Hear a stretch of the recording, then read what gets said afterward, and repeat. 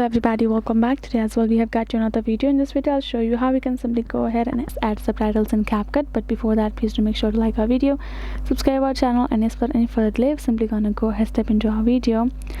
For the matter, what you're gonna do, simply gonna go ahead first access this a new project option. Go ahead, choose yourself a project, tap on add and go to this option called audio and go to sounds and choose yourself a sound. Tap on this plus icon afterwards and your sound will be there, right? Afterwards, what you're going to do, tap on this text option given, scroll down, tap on this auto lyrics and tap on start.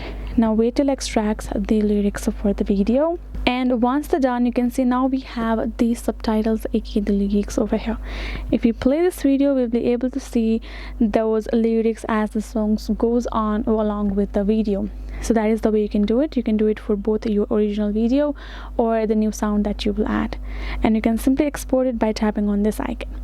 So that is the way you can do it. Hope this video was helpful to you all. Thank you so much for watching, and I'll see you guys in our next video.